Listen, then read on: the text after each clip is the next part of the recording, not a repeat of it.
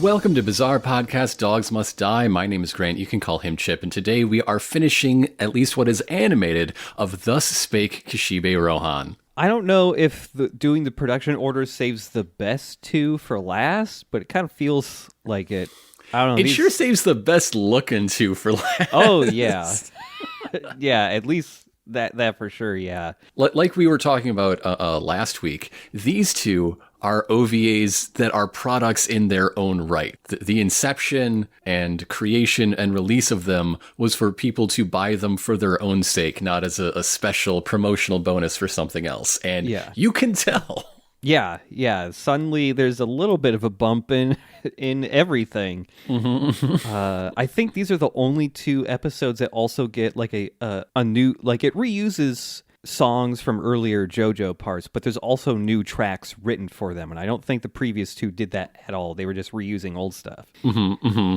Like I sort of hinted at, both of these were made together as a unit, as a pair. They were released for people to buy on March 25th of 2020 after a short promotional theatrical run starting December 8th, 2019. Weird, a theatrical run of these, okay. Yeah, just like a small run, 8 cities across Japan sort of thing. That's cool. I wish I could have gone to that. So let's start with episode 16 at a confessional. This is based on the first Thus Spoke Rohan Kishibe one-shot published July 7th, 1997. That was around the midpoint of part 5 as far as the main series goes. And 11 years before there was a second Thus Spoke Rohan Kishibe one-shot. That is crazy. As with all these other stories, starts off with Rohan at the cafe. And he's hanging out with Koichi, wearing 8 pounds of eyeliner. His eyelashes are so defined. Man. But Koichi wants a favor. Koichi's going to Italy. Yeah, for spring break. Woo, spring break, yeah! And he's going to Italy alone. And he would like to use Heaven's Door instead of Rosetta Stone. He just wants a little note in there that I speak Italian real good, please. Yeah. Please speak Italian real good. Please. And Rohan's just like, why? Why would I do that for you? What do I get out of this? I don't know. Maybe next time you have a little gremlin on your back, I won't close the door and walk away. How about that? Yeah. So Rohan goes like, okay, fine. I'll do this. In exchange, you have to tell me about the crazy shit that goes on in Italy. Mm-hmm. That's my payment. Turns out, hey, Koichi, I went to Italy, and when I went there, it was fucking weird. So therefore, Italy must be weird all the time. He didn't just go to Italy sometime. He went to Italy during the events of Diamond is Unbreakable. Yes. During his month-long injury recovery after Josuke broke his hands or whatever, he spent 8 days in Venice. Mm-hmm. So if this was immediately after, then these events are happening alongside the rat hunt. Oh, God. That's what Rohan was doing. Okay. Or maybe during the week or more between Shigechi's death and Janken Boy? Maybe? Maybe, yeah. This adventure inspired him, I shall take a lot of photographs of strangers on a train. Time to go back home and do that. Rohan's getting assaulted by some type of ghosts every 5 days, isn't he? Whenever he's home, thank God it's just stands, but anywhere else, man. It's a fucking ghost. So yeah, he went to Venice to do research for his next manga plot. So he finds himself in a realm of Google Street View location scouting.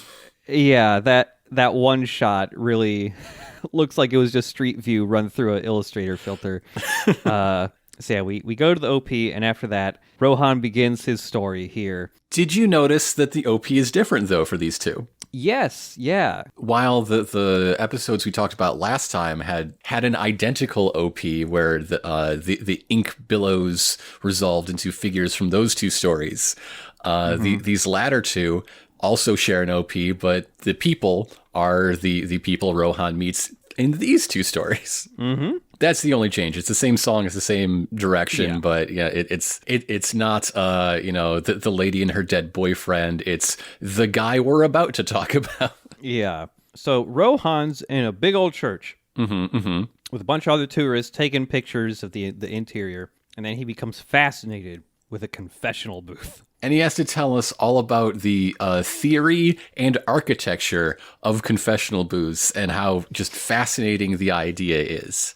You know, it is a place where it is somebody's job to listen to somebody else's deepest, darkest secrets, and like what you can and can't see and hear. It's all, oh man, it is ripe for the storyteller within him. And, you know, he's explaining that one side has curtains on it, one side doesn't. And obviously the side with the curtains is where the parish priest goes. But when he was actually taking the pictures, he didn't know that. And so Rohan goes, it'd probably be pretty interesting to be inside one of these. Maybe I'll confess or something. I don't know. So he walks into the side with the curtains. Yeah. And he's now committing probably a grave sin. Like... Yeah, I think this is bad in the eyes of the Lord to do this. He did say that taking all the pictures was like against the rules, but I think at this point we've crossed the line from breaking the rules to committing a sin. I don't know. And he urges to Koichi while he's narrating this part, like, I swear to God, Koichi, I didn't know the part with the curtains was where the priest goes. I swear. I mean, I know now. Yeah. But this was like, I don't know, 8 months ago. Anything could happen. Yeah. You know, he's just sitting in there going like, okay, waiting for a priest so I can confess. And then a dude comes in and starts confessing. Mm-hmm. And he thinks to himself, it shouldn't matter who hears the confession. Like, Catholic dogma would disagree, my friend. It matters a great deal to them. There's a lot going on. Yeah. And so Rohan at first becomes shocked and starts sweating like, oh no, this guy's confessing. And then there's a pause and he's just like, oh, hell yeah, this is cool. I'll pretend to be a priest. He is super jazzed to be hearing this raspy-voiced man's great sin. Mm-hmm. So this confessing man, the story of his sin goes back quite a ways to when he was a young man at the age of 24, unloading trucks of corn. There's a lot more corn than I expected. This is a corn-heavy story, for sure. Half of these stories very corn-focused. Mm-hmm. So this man is some sort of Phoenix Wright side character. His hair looks like that garden tool that's just the 3 claws for digging out the dirt. That's what his hair is. It's those 3 claws. But bright orange and sticking straight up. Yeah, this guy absolutely looks like a side character in Ace Attorney. He's the Larry Butts of JoJo. Nobody in this story gets a name. He's credited as like unnamed young man. Yeah. But his English voice is Crispin Freeman, one of the most prolific dub actors around. Yeah, I recognize his voice like immediately. And if you want to get into the industry, his class is the one everybody recommends to take. Oh, okay. I mean, yeah, that makes sense. While his Japanese voice is the official dub actor for Jake Gyllenhaal. Huh. And the character of Brian O'Connor for the Fast and the Furious franchise. Hell yeah. Oh, man. Known as Wild Speed in Japan. Oh my god, Japanese dub Fast and Furious must be cool as hell. That must be great. Do you know all of the Japanese titles of the Fast and the Furious movies? No, I don't. Okay, they are, in order, Wild Speed, Wild Speed X2, Wild Speed X3 Tokyo Drift. That one's pretty direct, actually. Wild Speed Max. Ooh. Wild Speed Mega Max. Ooh. These are Pokemon evolutions now. Wild Speed Euro Mission. Okay. Wild Speed Sky Mission. Okay. Wild Speed Ice Break. Wild Speed Super Combo. That's Hobbs and Shaw. And last year's 20th anniversary spectacular, Wild Speed Jet Break. Oh my god. These the further you go, the more these names sound like new sets of boosters for a collectible card game. Like, yeah, the meta got real wonky in Super Combo. yeah. The entire super combo mechanic is just crazy. The first turn of everyone's game is just 15 minutes of setting up every card from their deck. You thought pendulum summoning was something weird. You have not seen Yeah. Super Combo. Synchro summoning. What is this? So yes, as Japan's Jake Gyllenhaal with a garden tool for a haircut is just unloading heavy sacks of corn. This disheveled and despairing vagrant appears at the gate of this, like, I don't know, farm depot station, begging for food. And our unnamed young man says, "How dare you? I got this from the Venetian St. Gentleman's franchise. You cannot have my sandwich." Yeah. His sandwich is already laid out on a table nearby. He's so ready for this late lunch because, like, the sun is setting. By the way, the vagrant, while clearly being a vagrant, has still got some style to him. Well, he used to. His style has gone very ragged. Everything is falling apart at the hems into rags. But once upon a time, he was fly as hell. So this unnamed guy with the garden tool hair, he sucks. He sucks so bad. He hates poor people. He clearly subscribes to the ideology of pulling yourself up by your own bootstraps because he's like, hey, that's fucking bullshit. I worked hard for this sandwich. You can't fucking have that. When I got hungry, I got myself a fucking job. Yeah. And the vagrant here is like, okay, yeah, sure, I will work. I'll help you lift all those sacks of corn, but I have to eat first. I need energy. And just after a little bit of that sandwich, I will totally help you. And this dude is such a dick, and it's just like, nope, you don't get paid until you finish a job, so you will lift these sacks of corn. Afterwards, you'll get a bite of my sandwich. Fuck you. And so the vagrant's like, okay, fine, I guess literally beggars can't be choosers. So he goes over and picks up a sack of corn, and the dude's like, hey buddy, that's the wrong sack of corn. Let me give you this, like, double overstuffed sack of corn instead. Yeah, he's just like, we got a tight schedule. I want to go home on time today.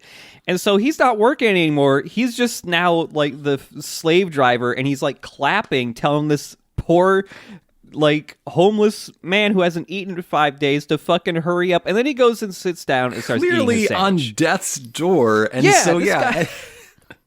Then this guy collapses, and the dude's like, oh, yeah, sure. You expect me to believe this? Yeah, he said he hasn't eaten for 5 days. I would expect him to collapse. Yes, actually. Yeah, this giant sack of corn is pinning him to the ground. Like, this dude's shoes have fallen off. Like, he's clearly not well. And this guy is just like, oh, this fucking slacker. What time is it? And as he looks at his watch, he sees an incredibly well-animated, like, gnarled hand reach and grab his ankle from underneath the table. Because now this vagrant is in two places at once, speaking with a vengeful zombie voice, and he has spooky teeth, and he has a hole straight through his forehead. I don't know where that came from. Yeah, and he's got these blood-red eyes with these really tiny dilated pupils. And he is swearing he will get revenge on this man. Specifically on the happiest day of his life. Yeah. And this guy, is terrified by what he's seeing, and he falls over. Yeah, vowing to take his revenge, take back all that he's owed, and as our hero? Protagonist? Sort of snaps himself out of this vision of ghostly vengeance. By the way, Vision of Ghostly Vengeance is going to be the 10th Wild Speed movie. Some security guards who have been here the whole time, allegedly, find the body and confirm, like, yeah, this dude's fucking dead. This sucks. What happened here? Yeah, and so our protagonist here is, like, hiding behind a wall as to not get caught, as being obviously related in some way to this homeless man crushed under a giant sack of corn. Meanwhile, back in, well, not quite the present, but in the middle time stream, Rohan's on the edge of his seat like, hell yeah, this shit owns. I love it. This is the best confession ever. And this guy who's confessing is saying, like, I swear to God, I didn't know he was actually that hungry and hadn't eaten for 5 days. I thought he was just lying. So yeah, clearly. This guy's trying to, like, have some type of plausible deniability, and it is bullshit. Like, this guy was clearly starving. And Rohan is like, this is pretty crazy, bro. Are you sure this wasn't a dream? And this guy immediately goes like, oh no, it's not a dream. I haven't even gotten to the scary part yet.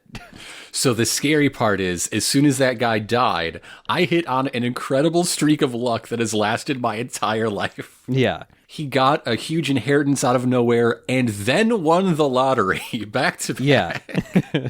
And he sold the land that he owned and used that to, like, buy out a farm or something like that. Quote, it was then that I came up with the idea of producing corn-based snacks. Yeah. There's a lot of corn. Yeah, it's a lot of corn. Yeah, he basically created, like, Frito-Lay or something. Yeah, he but invented Italian. Pirate Booty. Yeah. And he's been riding that to the bank ever since. Like, there's a screen where just various kinds of, well, corn-based snacks just fade into the screen. Yep, biscuits, crackers, cornflakes, cookies, yeah. And there's a brand name on them that is a reference to an Italian fashion house. Oh, shit. I never thought to check the brand name. That's funny. The Japanese subtitles, at least for this next part, after he makes his corn-based snack dynasty, he says, I had nothing to do with girls before, but I got married. So yeah, he has married a fashion model from the runways of Milan, and he has a huge, palatial mansion with a giant staff to operate it, including 3 chauffeurs. Yeah. How many cars are coming in? Like, I mean, 1 to drive him, 1 to drive his wife, and 1 to drive his beloved daughter, I guess. I guess, yeah. If they all want to go different places at once, sure. But even with this incredible lavish life, he's always thinking back to the dead man's curse. He is anxious all the time because his luck is too good. And so one day he is out on the town with a chauffeur or a servant with him or something like that, and his daughter. She's like 8 or so, and he has not aged a day. He looks exactly the same. Yep. Daughter is just having a hell of a time, running around with a bag of popcorn. Maybe from his own brand. It's the 10 corn commandments. You can get high on your own supply. It's just corn. It's fine. Yeah. And she's running around giggling, and then she stops to go like, hey, Dad, check this out. And she puts a popcorn on her wrist, and she, like, slaps her arm trying to pop it up into the air and catch it in her mouth, but she screws it up, and everyone's having fun. Yeah, and like he thinks to himself, like, wow, what a lovely day. I have such an amazing kid. You know what? I'm so fucking happy right now. Oh God, oh no, I'm too happy. Oh no. Because this is when his daughter's possessed by a vengeance demon. On her tongue. Yes! On her tongue. The fucked up, nasty ghost face of the dead vagrant is on her tongue, which has turned purple and is sticking out like fucking venom, and her hair's gone all wild, her eyes are rolling back. She's fucked up. She's a fucked up little demon baby. Yeah, and like she's reached out and grabbed her dad by the throat so hard that her fingers are digging into his flesh and he's bleeding a bit. And this guy's servant like runs over just like, Miss, what's happening? Are you okay? And she backhands him so hard in the face he goes flying like 20 feet. And so now the spirit is ready to extract its vengeance and is like, now I'm going to give you all you deserve. And the dude's like, but I don't deserve any of this. It was all a mistake. It was an accident, a misunderstanding. And he's like, wait, you don't think you deserve this? I can't kill you if you don't think you deserve this. That would make my vengeance just really incomplete. You've got to accept your fate of a heinous death. This ain't right. It's reminiscent of how Hamlet can't kill Claudius after he prays because, like, well, now I'm just going to send this guy to heaven. That sucks. Yeah. It is time for one of the JoJo classics. It's time for a low-stakes game with high stakes. Yeah.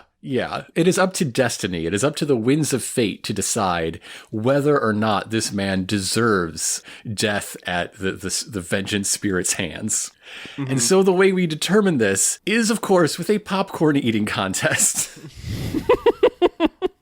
In order to prove that he is righteous and just in his statement that it was all a mistake and it's water under the bridge, sometimes things go bad for people. It doesn't mean they are bad people. He must throw a piece of popcorn straight up into the air until it clears above the height of the street lamps, and then catch it in his mouth.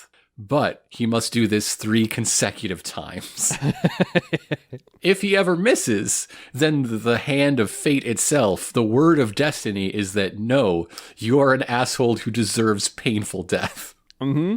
By the way, I want to point out when the vengeful ghost is explaining all this, there's a shot where, the possessed daughter is pointing at her father, but also the tongue has a little arm itself that is also pointing. It has one little arm and little hand. Where'd that come from? This possessed kid with the ghost tongue is... Yeah. It might be the grossest thing. It might be the most frightening visual thing in JoJo's Bizarre Adventure. I think the drinking from the blood fountain over the fridge is the most horrifying situation. Yeah. But God, just looking at this thing is nasty. It's very spooky. I'm spooked. Yeah. Yeah. Especially because like the vagrant himself had a lot of little teeth with a lot of gaps in between them, and so does the mouth on the daughter's tongue, and a lot of gums there. So it's time for extreme corn throwing action. Yeah, and so this guy just has to throw the popcorn up in the air whenever his possessed daughter claps her hands together, and he is begging to get some time to pump himself up and get situated, and the ghost is having none of this shit. He just claps, fucking go, dude, or die. So he throws it up into the air upon the clap. It makes the height requirement. That is never an issue. He's good at flicking this popcorn. He's really good at it, and neither of them try to game their game by haggling over how high is high enough. But it's a bright sunny day, isn't it? And so he loses the popcorn in the glare of the sun, and he's very, very worried. And much like the humidifier, much like the canteen. One of the skills of Araki in JoJo's and JoJo's related works is getting incredible investment in very mundane objects. Yes. In the right context, anything can elicit any response. I am terrified for this awful man doing his party tricks. Yeah. Just trying to eat a single popped corn. The music is so intense. The direction of this is so intense. The visuals have changed here. All the colors have changed. The backgrounds sometimes get really distorted when this guy is really anxious. Everything is super blurred in the background. This dude is completely focused on the popcorn only. And so the corn comes out of the sun's glare a moment too late. It lands on his cheek and sort of bounces around and rolls over his face until, finally sinking a basket that's been rolling around the rim. It goes down his gullet, and he is overjoyed with fortune smiling upon him. Yeah. You could tell the ghost is a little annoyed he got the first one. But there's still 2 more to go. And he's like, okay, all right, let's go. Time to go. And again, the man is begging to have a moment to compose himself, to prepare himself. And the ghost says, quote, next you'll ask for a juice box and a pat on the head. You'll throw it right here and now. And so, while the guy's continuing to beg, the ghost claps his hands again. Our protagonist here just screams and flicks the popcorn up into the air, but oh shit, there's a lot of birds around. It's the bird! At first, he thinks he's saved because some clouds quickly swept in, and now the popcorn is much more visible to his eye. But not just his, because here comes some birds thinking, oh, you want to feed the birds? fantastic. I am a birds.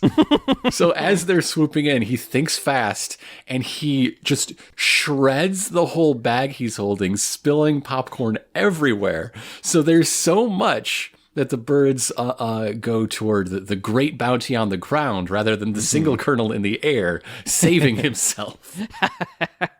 And as he catches the second popcorn in his mouth, he's like super confident now. Yeah, like, he's on top pumping, of the world. Like, oh yeah, baby, fuck you, I can do this. Let's go again. When it's time for throw number 3, he's collected a whole mess of birds now. It was just like a couple before, but now it's, I mean, several dozen. Yeah, you've 100. You've seen pigeons in like European squares, right? Like there's. There might be more pigeons than people that live in those cities.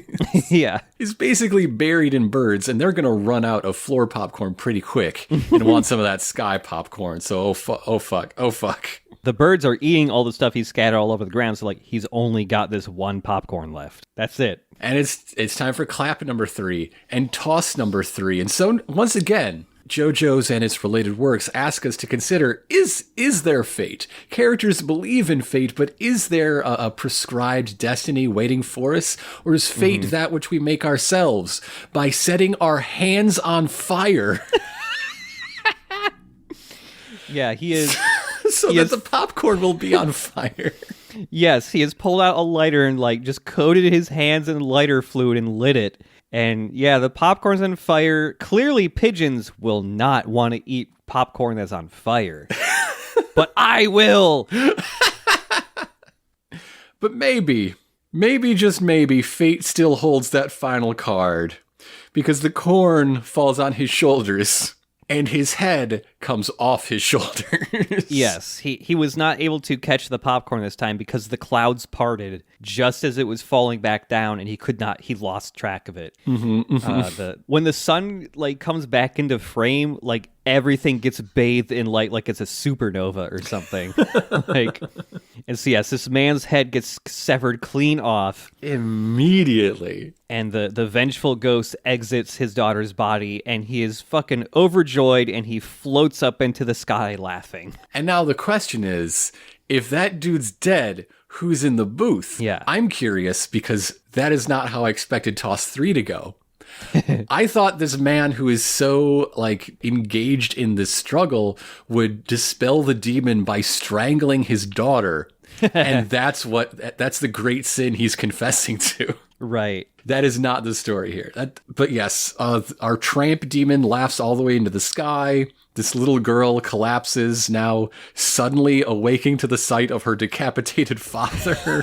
Oh, God. What a day she's having. Mm-hmm. Yeah, back in the cathedral, back in the confessional booth, it turns out that the true father was that servant. He and one of his most loyal servants, for a large enough payday, had face-off surgery. Yes, they swapped faces. In order to confuse the demon and escape his vengeance. Yeah, I'm guessing he probably didn't tell his servant about the revenge ghost. So when that guy said, like, I didn't do anything, I don't deserve this, he was right. He was 100% right. Yep. So that is his sin. That is the and now you know the rest of the story that knocks Rohan flat on his ass, but it is not the rest of the story, because the headless body that used to be his head is now crawling forward and again vowing eternal vengeance on this two-faced man in more ways than one. Yep. That will be wrought upon him on his daughter's happiest day of her life. Yep. And then after this ghost declares that, the original vagrant ghost reappears and is like still out for revenge after realizing he's been tricked. Both of these ghosts are now forever following this guy right behind him so that he can never pull a trick like the face swap ever again. His fate in the intervening years during his happy life was just this nagging self-haunting, but now he's being actively double-haunted for the rest of time. Yeah. Does that mean he has to make his daughter's life miserable for the rest of his life because that is how fiercely he clings toward his own survival? This dude's a nasty piece of work, is what I'm saying. Yeah. Like, after all this man just leaves the confessional and just walks out of the church as these ghosts just keep following him. And Rohan is super fucking spooked at the time. And once we reach this part of the story, we snap back to present day, and Okuyasu is there now, and he's just like, that sounds like bullshit. Also, can I have bubble tea? And Yukako is there as well, looking a little different. Yeah. And Okuyasu is just like, I bet those were just stand users. And Koichi is mostly startled that he and Yukiko showed up without him noticing. He must have been really engrossed. Yeah. The change in art style, for these parts, obviously we mentioned before that Koichi just has really defined eyelashes now, but Yukako just looks like older. I think she looks like like her late teens, early 20s now. I don't know. It just freaks me out every time I see that. So Rohan is thinking to himself about this man he encountered one day in Venice. Quote, I think he's evil, but I can admire his resilience. And it might be that I'm the only one who thinks that about him. I think Rohan sees a lot of himself in this monster. Yeah. He even thinks that maybe in another year or two, he'll go back to Venice to try and meet that man again and see how he's doing. Yeah, do like a Tuesdays with Maury with his asshole. Yeah. And that is the end of the episode. He doesn't talk about the next day when he went back, sat in the other side, and the priest is like, what sins do you have to confess? And he's like, nothing, ever. I'm great. I'm perfect. I'm just here to take pictures. Yeah. Pride is one of the 7 deadly sins, my son. I don't know what that has to do with me. What are you talking about? Can you actually just come out of the confessional so I can see you and take pictures of your outfit for reference? That'd be really handy, actually. Since this was the first Thus Spoke Rohan story written, it came about a bit differently. I saw a quote from Araki about its inception. Basically, the publisher wanted an original one-shot, not a spinoff. And so there is a draft that doesn't have Rohan in it. Okay. And then he's like, I think it's more fun if Rohan is the audience for this, and in turn being our narrator, sort of a story middleman. Yeah, that's cool. Yeah. And all the cafe stuff is like anime original. Oh, okay. I wonder why he started making more of those like 11 years later. Yeah.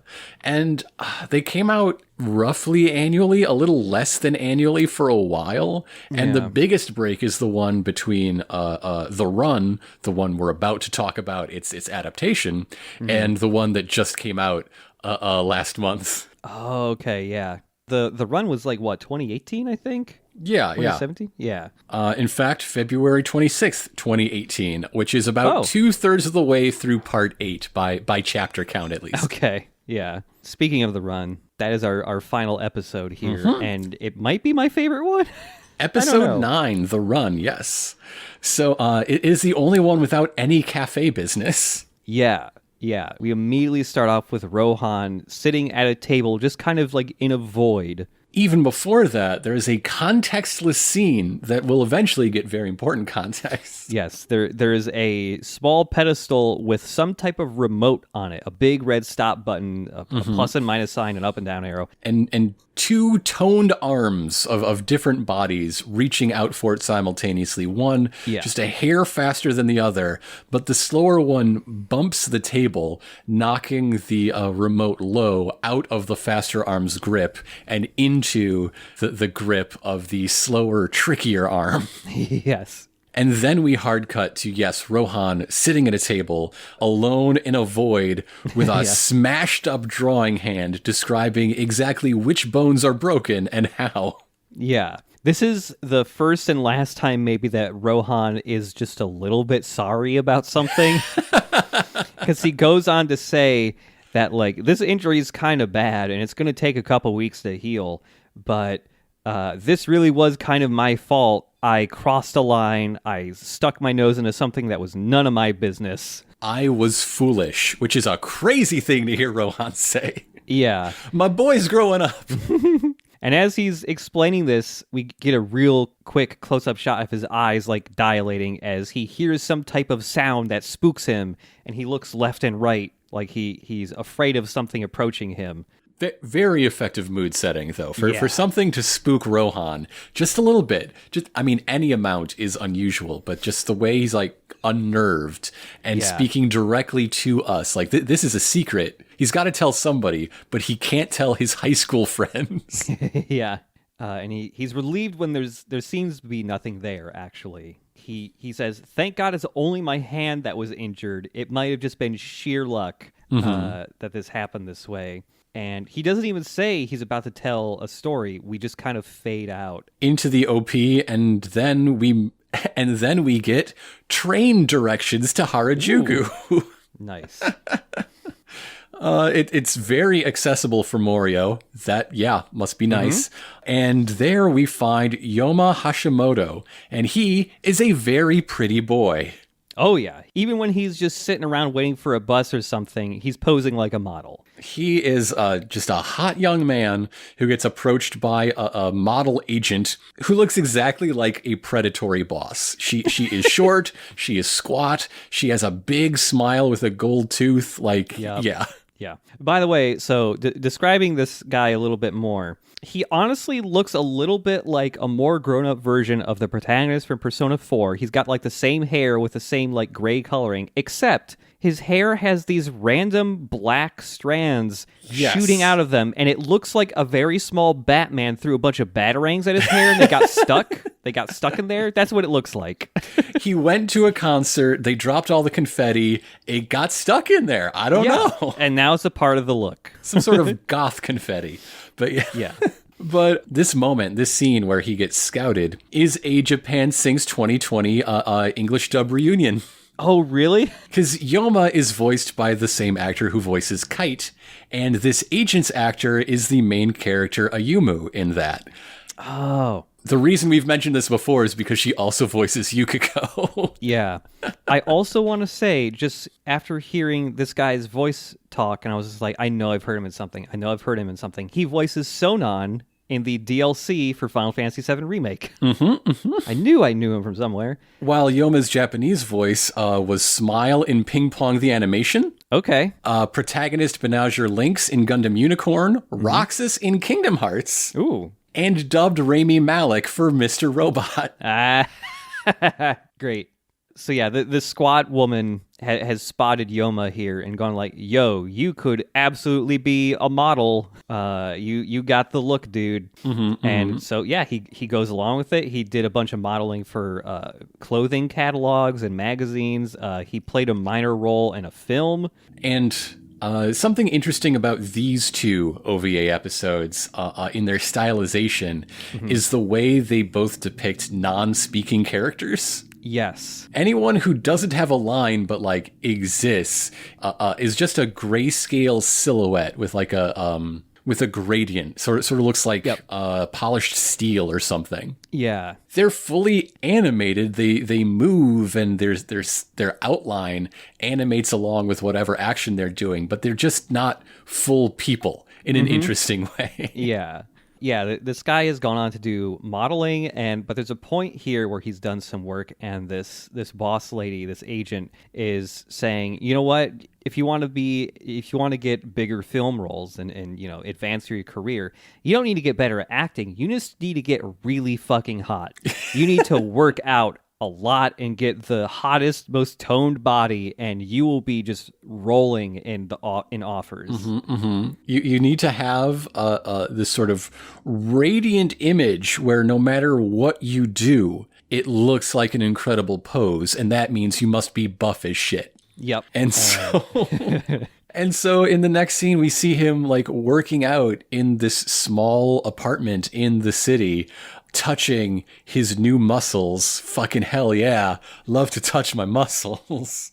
Yeah, this dude is starting to get like shredded.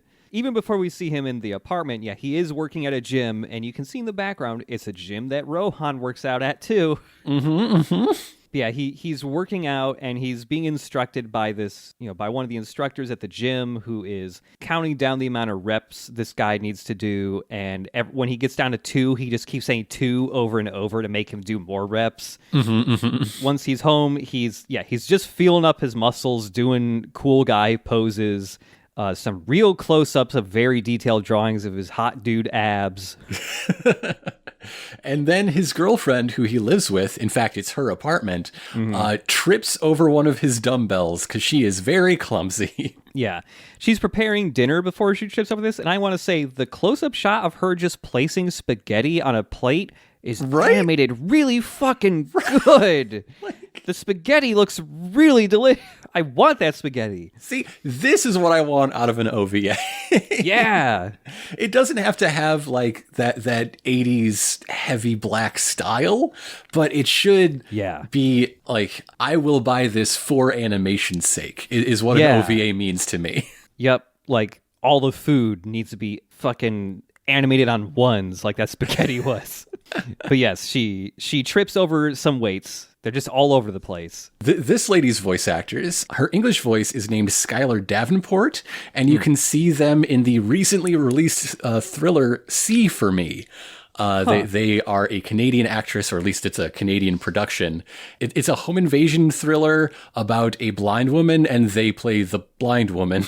Okay. Because they are also blind. Yeah. Oh, okay. This character's Japanese voice was La Kara, the protagonist of The Ninth Jedi, probably the most popular of the Star Wars Visions shorts. And for good reason, it's really good. Okay, cool. I've been meaning to check those out. So that's the second that I know of connection between JoJo's and Star Wars Visions. Nice. The other is that the first of those shorts, The Duel, was animated by the studio Kamikaze Duga, who did the first JoJo's OPs, all the CG ones. Oh, okay, cool. Yeah. Nice.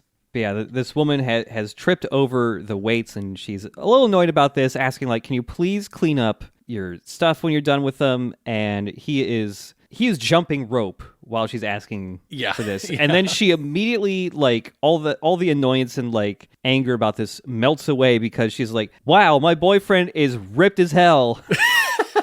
Yeah. She compares him to Brad Pitt in Fight Club, which is, apt. I'm pretty sure they modeled this, if the animators didn't, then Araki did, off of screen grabs from Fight Club. Yep. The exact same physique, which is the hottest a man has ever been.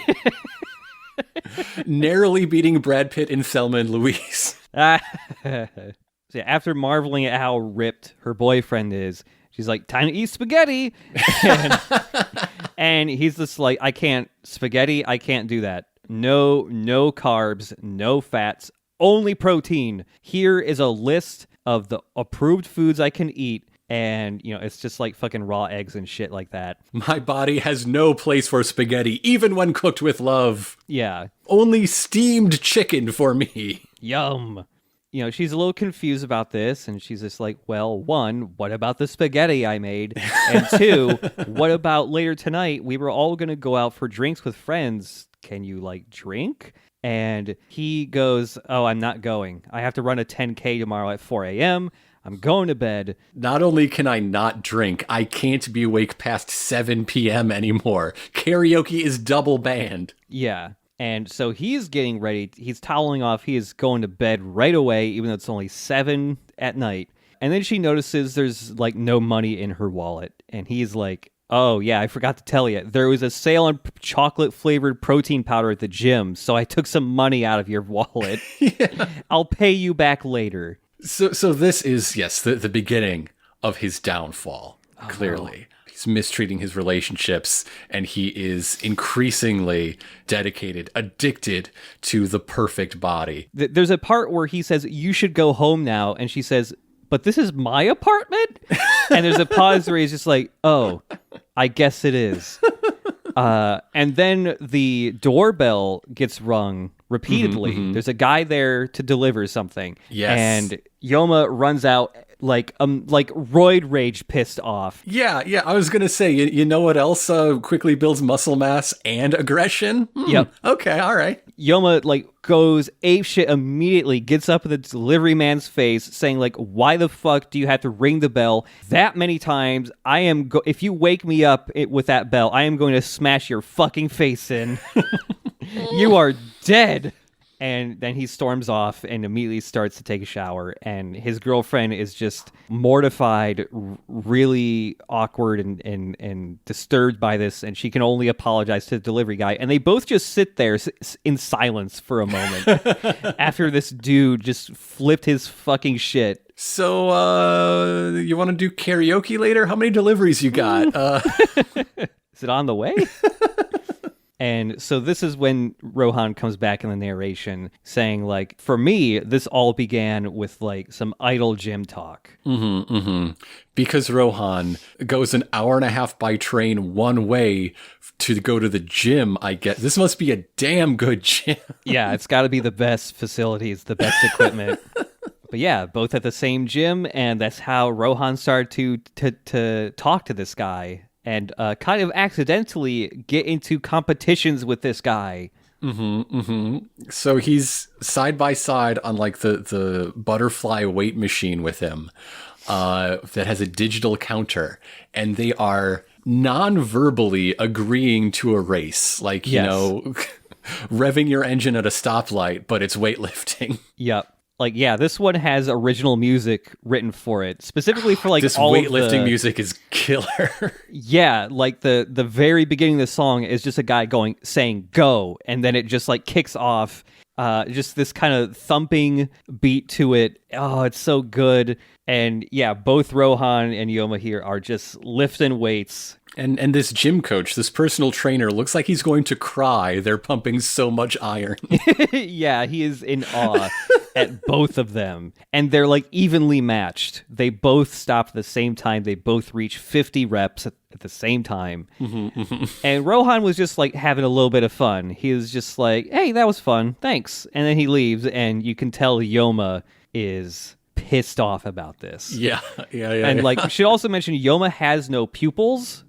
Like, his eyes are just glazed over like gray. They always have been. Like, he looks completely soulless, like serial killer eyes. His eyes are a non-speaking character in one of these OVAs. Yeah. Yeah. Yoma wants help now from the instructor that was like cheering them on. Yes. And this instructor is just like, oh, sorry, dude, I can't help you out right now. This guy paid for like a personal session. I got to go train him now. And so he's staring daggers at this other gym customer. How dare you? Yeah. We get a bit of a montage here. He has decided, you know what? I'm going to get that personal trainer. Yeah. I've got the money for that. And so now he is getting trained by that dude. He is eating eggs whole for dinner. I'm going to pretend they aren't peeled or even boiled. He's just swallowing raw eggs. Yeah. Yeah, he's eating these eggs, and his girlfriend does not like this.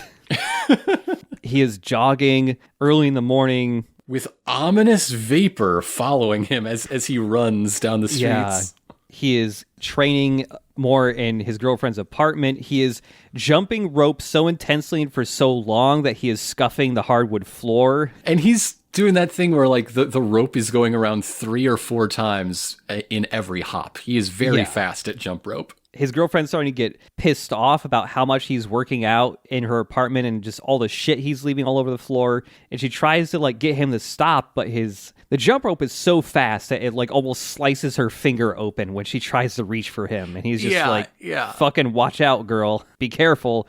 Also, he's mounted rock climbing handholds all over the walls and the ceiling. He's climbing around the apartment like Spider-Man. And she's like, what? Why does my debit card have no money on it, huh? And like, look at the walls. I think you can tell why. And he's like, oh yeah, well, we don't need to pay the heating bill anyway because I'm taking out the air conditioner in the wall to put more rock climbing handholds. Yes, he has mounted a rock climbing handhold on top of the like air conditioner, and there's also one mounted directly over like 90% of the thermostat, so she can't even change the temperature. All while this poor girlfriend, who is being robbed all of the time, only owns one sweater. It's the only clothing we see her in is one big oversized sweater. Yeah. She has lost 270,000 yen. And he's just like, oh, yeah, that's gym memberships and a bunch of other shit. I'll pay you back. He has never paid her back. Instead, he climbs out the window and down the wall as she cries, "You're insane!" There are more just like bouldering handholds bolted into the external walls of the apartment complex. Like, yes, he is insane. Also, that looks like it might cost 270,000 yen. I'm not an expert, but I think I found the money. The shots here of him becoming more and more obsessed with exercising is like distorting reality around him because everything is beginning to look more and more like an oil slick, like that rainbowy, texture. When he climbs out, everything is like this distorted, sickly, purpley blue color, and the way he is climbing makes him look like a monster. He is a monster. He won't eat spaghetti with the nice lady. He won't eat spaghetti. And so he just climbs down the fucking apartment complex. So later at the gym, Rohan is the only person I can imagine running on a treadmill with a sassy hand up on his hip at 25 kilometers an hour. Yeah, Rohan is setting up.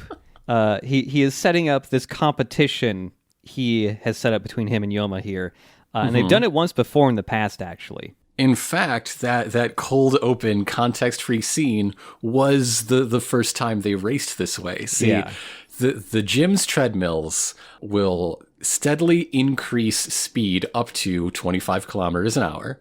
And the faster you go, the faster they'll speed up. So it's sort of a acceleration race.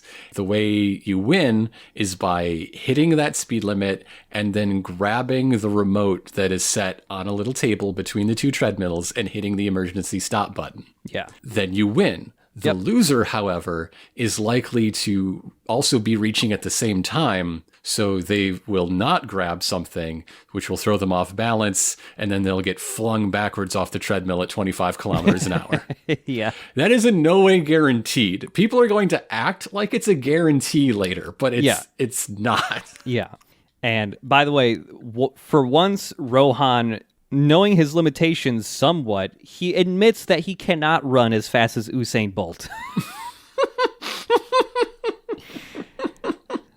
Yeah, but if he used Heaven's Door to write in his brain, I am faster than Usain Bolt, who's to say? Who's to say? Well, also while Rohan is explaining like the mechanics of these treadmills and stuff, you see a shot of both him and Yoma running on these treadmills, and it's set up like a fighting game. Yes. It's all pixelated. They have health bars. There's like a super bar in the bottom that's showing their acceleration, and the two little squares next to each of their character portraits for wins. Rohan does in fact have one filled in already.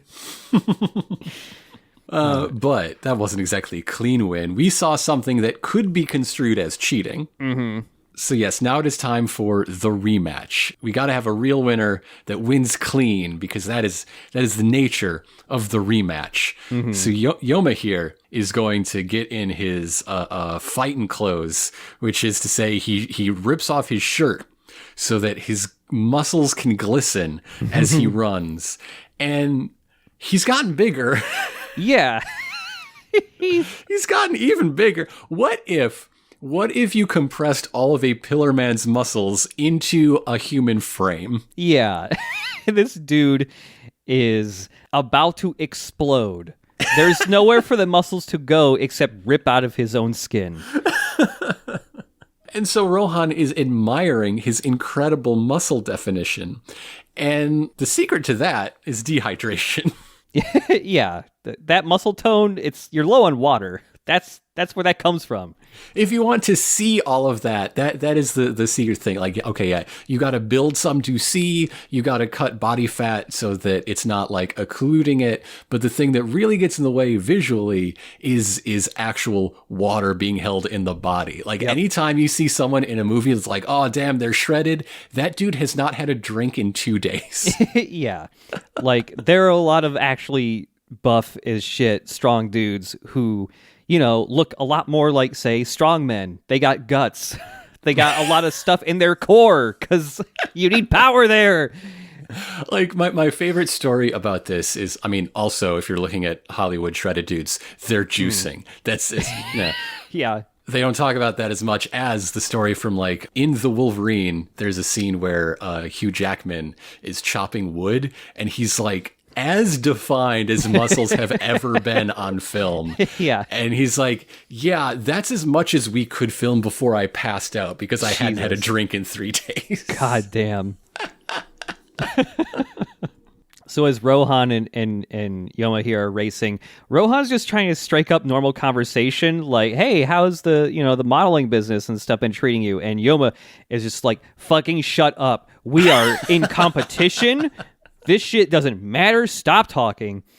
And also during this race, you get a brief cutaway to the personal instructor we've seen a bunch of times now talking to one of his coworkers, going like, I don't know where my other client went. He hasn't come for like 2 weeks, and I can't reach him when I call him. And so they keep running faster and faster, almost keeping pace, but Rohan knows that he is going to die somehow. There isn't even deadly stakes, but he's pretty sure he's going to die. Yeah. And especially when the boy sprouts wings. Yes. He is marveling at Yoma's muscles, and there's some really great animation here where his muscles begin to flex in slow-mo as he's running. And yeah, his muscles tense up and flex and grow into muscles in the shape of wings on his shoulder blades and also on his ankles. And Rohan's just like, what the fuck? So this is when Yoma starts really showing off once they hit around 20 kilometers an hour. Now, 20 kilometers an hour is pretty fast. It is not as fast as Olympic record pace for either the 5 or 10K races, but generally those athletes are running forward, not Yoma. Yeah, he twists around on his ankle and is running 20 kilometers an hour backwards. Why is he doing this? Just to flex? I thought he was a serious man. Indeed he is. This is the most serious things can possibly be because he's hoisting a huge dumbbell over his head and then throws it out the window behind them, shattering it away entirely as the dumbbell falls some number of floors down to the street below. Yeah. And he twists forward. Now there are deadly stakes because if the loser does stumble and fall, they are being thrown to certain death. I love the escalation of this one. It's so wild. It wasn't even part of it. He just decided it should be. Yeah. And Yoma keeps going on about how the only way you can have a good competition is having fairness. And like, Rohan, I know you cheated last time. You bumped the table so the remote would fall into your hand, even though you were the slower one. And like, now that there's the threat of death, this match is fair. And Rohan is immediately extremely worried, and he goes, fuck this, I'm going to bail right now. I am leaving. Yeah. I don't want to do this. This isn't fun anymore. I hate this. Even beyond Rohan's pride, he's like, yeah, it is time. I'm going to grab that remote right now. I'm going to stop this. I'm going to survive and lose. That's fine.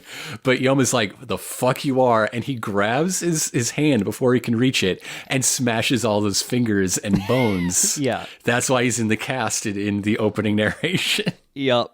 So this is the point where Rohan gets this guy's a stand user sense or something, uses Heaven's Door on him. Yoma's arms open up, and there's a really good animation here where he's continuing to run, and like the skin flap like pages are bouncing up and down in his arm really fluidly. Yes. His wrist opens up like those cheat sheets in like quarterback's wrist guards with all the plays. Yeah. But instead, it's a record of his many murders. Yep, he's murdered his girlfriend. He's murdered the delivery guy, and he's also murdered that guy that was hogging the personal trainer he wanted. And then this is when Rohan goes, fuck, and everything, the anime kicks into overdrive here. Like the animation, the direction. This is the best this show has ever looked because Rohan has decided the only way out is through. He has to somehow outrun the unbeatable muscle freak.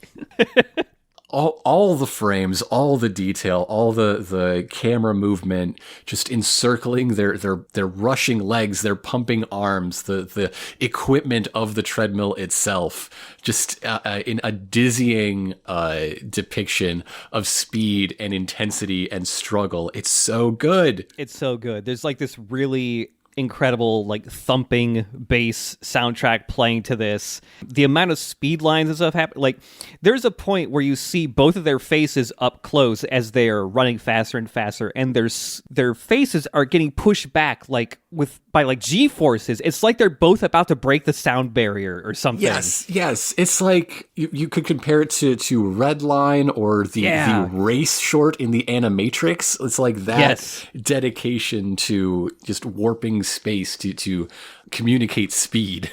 Yeah, and I should also mention this entire time the race became intense. Like the glass windows behind them have this like kaleidoscopic pattern on them now.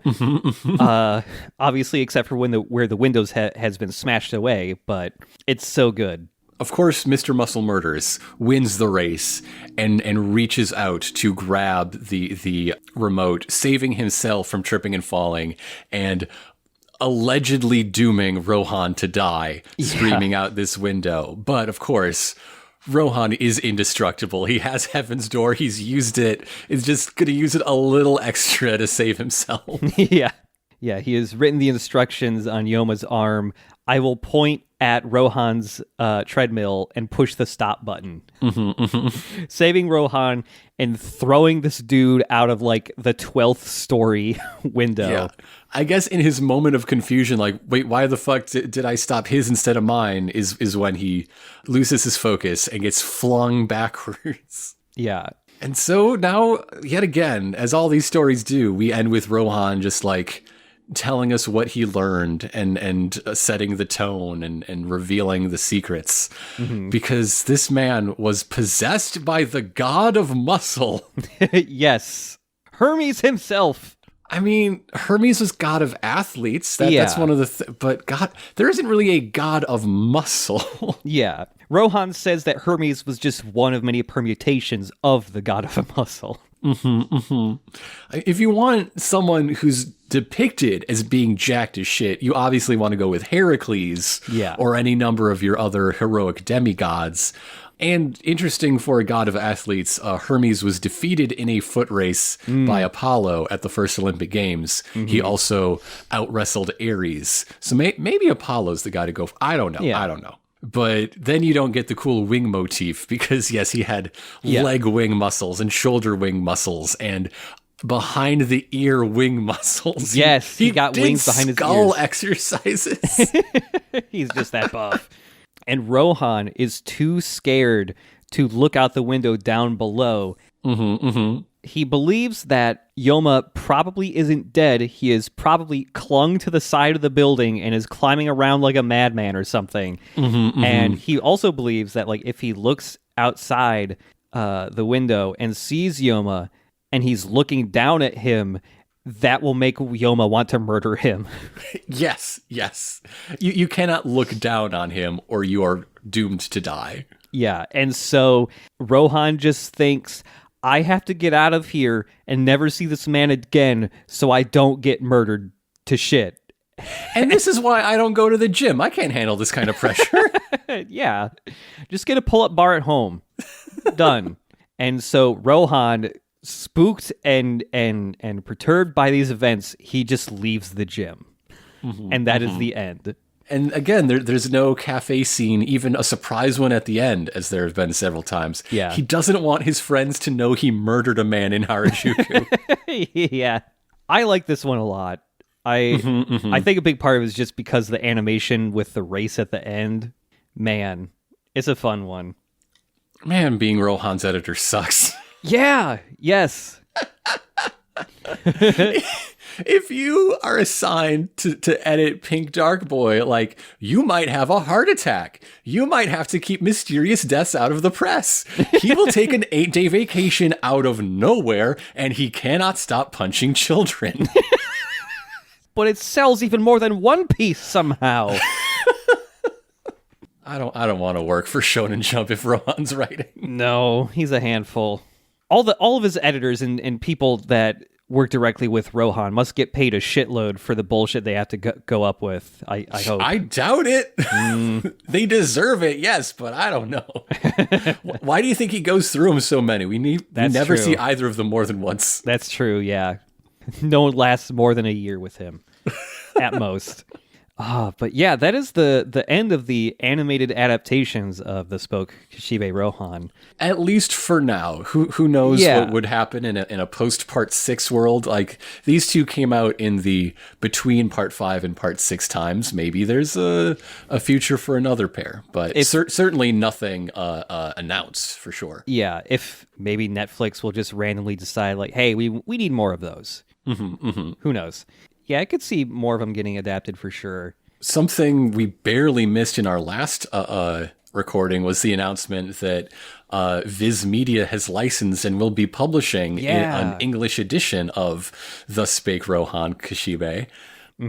That's really all the announcement said. I don't know if that means a new volume with all of the stories collected or English translations of the 2 existing ones in Japan. I don't know. Yeah.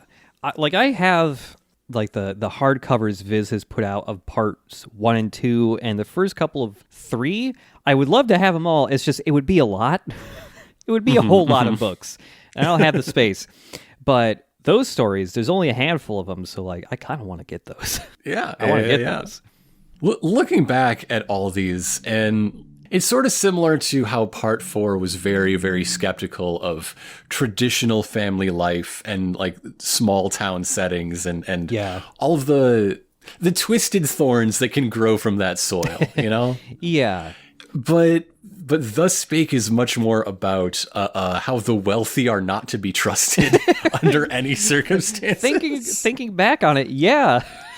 There's a lot of bad, wealthy people. Like, oh yeah, self-made millionaires. They're the good ones. No, they're not. They're detail freaks willing to kill their loved ones if their patrons are displeased. Yeah. Like, absolutely not. Yeah. And you think like inherited wealth is better? How about all these heirs that are hiding their murders and treating the evidence of like their crimes as a daily chore, which they can eventually grow to enjoy doing, like watering the plants. Yeah.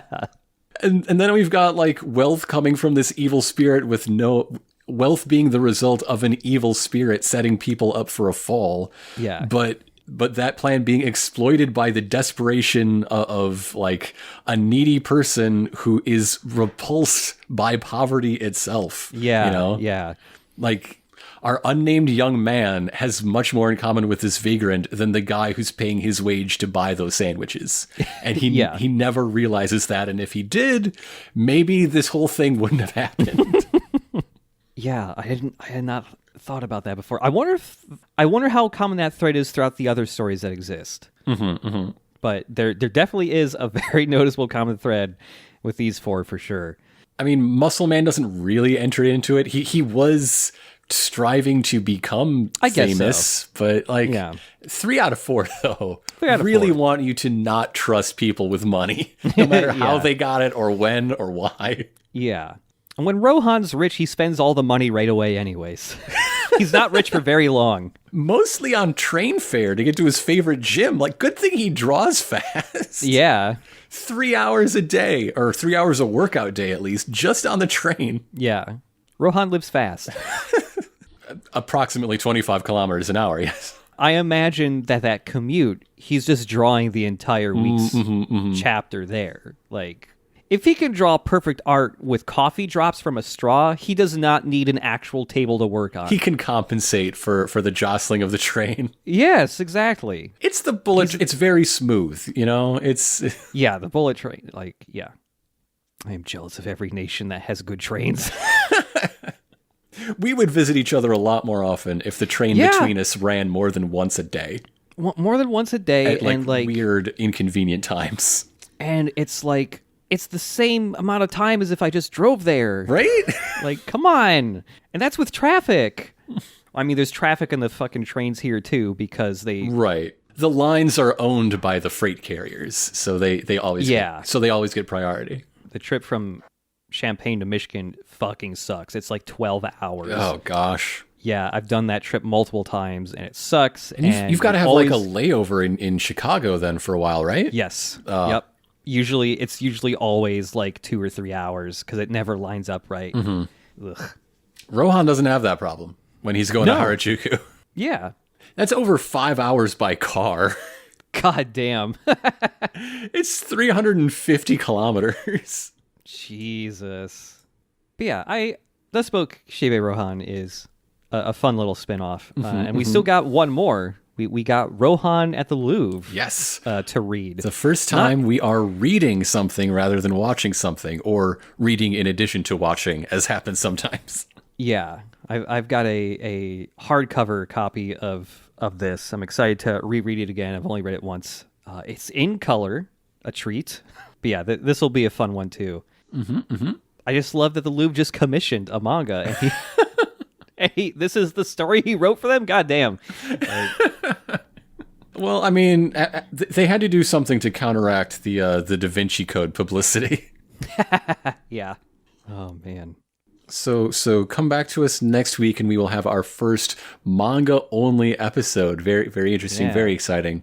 One more thing about the way Thus Spake works and all of its the affectation of the title numbers being all out of order. I think it's interesting that the first one written is episode 16, and all of the other ones to date are single digit numbers. Oh yeah. In fact, if he keeps making them, he's nearly run out of single digit numbers. Yeah. Like, for whatever purpose he had in mind with the episode numbering system, he gave himself a whole lot of runway and then wasn't that interested in using as much of it as he built. Yeah. Very, very curious. Yeah. Huh. But yeah, next week, a manga only episode. This will be interesting. This will be fun. But yeah, until next time, like, hey, recommend our stuff. Yeah. Recommend this podcast to people. Like, I know, like what we said last time, like Rohan, the spinoff isn't where anyone's going to start. But still, there's a lot of backlog. But they'll start somewhere and eventually get to this point, and be glad they did. Yeah. But yeah, until next time, to be continued. To be continued.